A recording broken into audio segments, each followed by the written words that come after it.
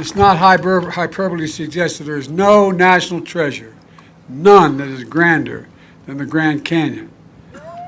And so today I'm proud to use my authority under the Antiquities Act to protect almost 1 million acres of public land around Grand Canyon National Park as a new national monument.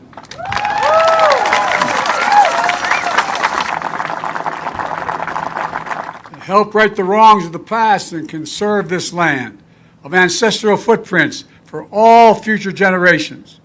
Over the years, hundreds of millions of people have traveled the Grand Canyon, awed by its majesty, but fewer are aware of its full history. From time immemorial, more than a dozen tribal nations have lived, gathered, prayed on these lands. But some 100 years ago, they were forced out. At a time when some seek to ban books and bury history, we're making it clear that we can't just choose to learn only what we want to know. We should learn everything that's good, bad, and the truth about who we are as a nation.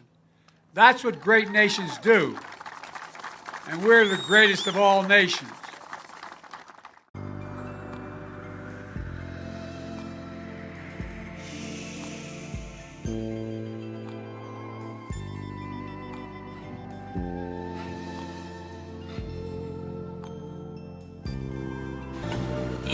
He also was telling us how the Egyptians had burial ground at the Grand Canyon. The Egyptians had burial ground at the Grand Canyon. The Egyptians had burial ground at the Grand Canyon.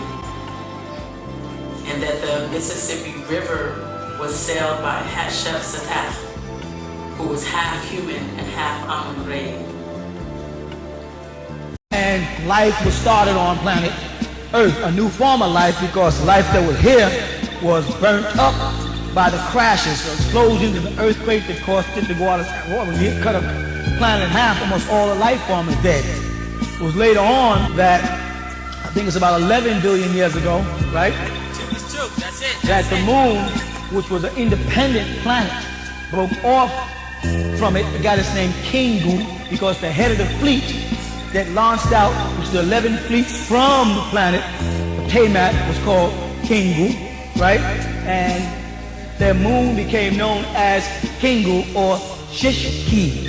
It appears barren and waste, though present day and visited there by NASA to this day are beginning to realize that life did live there once. All these things are going to come out. That our ancient descendants, the Shumu people or Sumu people, like I said, evil known as Ta-Netin, right, knew all of these facts. And now the present day scientists and astronomers and astrologists and solar biologists and all the different ologists they want to learn are beginning to realize that when they say that this planet, Tamat, picked up the name Ki, K-I, back then, and that K, when the Greeks got it, changed into a G, and that this I pronunciation became Geo, right? That's where they get geology, geometry, geometrics, etc., all that applied to that ancient Sumu word Ki, our ancient descendants, which I said before were tied into the ancient Egyptian.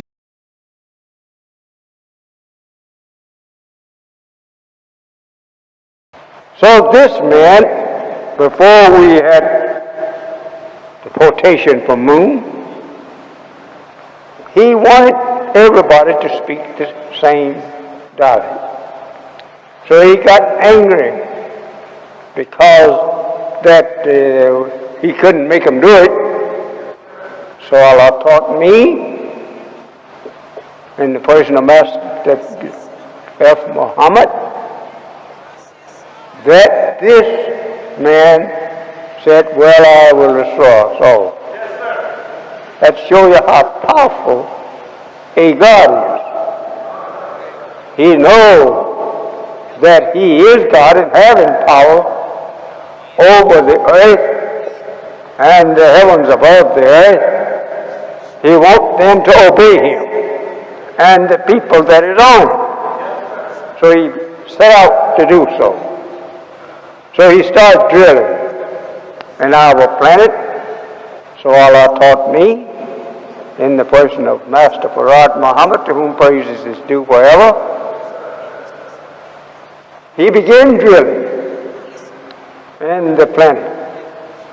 And he drilled like a man drilling for coal. He gotten somewhat near halfway the planet. Then he began to pack it full of fire explosion, dynamite. He said the dynamite was more higher explosive dynamite than we are using now. As the people he said uses about 70% dynamite, but they used 100% in splitting the earth in two and building mountains on top of the earth. Once upon a time, he says, we didn't have no mountains. The earth was smooth and round. So they didn't think that that was so good. And the moon, Shishki, they called it. Shishki, S-H. Write it out, see it, look it up, you don't believe me. Shishki was later to be called King-Gu. K-I-N-G, that's another name they gave it later. Had life. Let you know that 66 trillion years ago, that they did make mountains, they did part the earth, so that you won't have no such thought that God cannot do this and he cannot do that. You must know today. I will show you a little proof. Okay. He came and taught us what the moon was and how it came about. Then he let the devil go up there and test it to see that the matter of the moon correspond with the matter of the earth. And the devil found this to be true, because he brought back rocks from the moon that he tested with the rocks of the earth. The only difference it is that these rocks are nourished with water. But those rocks on the moon don't have any water now, but they used to have the same. You only want to prove to us and the enemy that he created heaven and the earth and he knows what's in them. Then the Holy One said, when he gets ready to destroy people, he opened the doors of heaven and let them see. And you're fixing to get away from here now, buddy.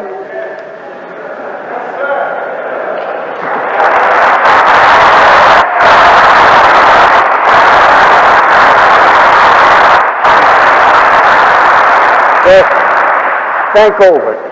India has become now the fourth country to land a spacecraft on the moon after the U.S. and China and the former Soviet Union. The Chandrayaan-3 spacecraft landed on the lunar South Pole. Look at the celebration here.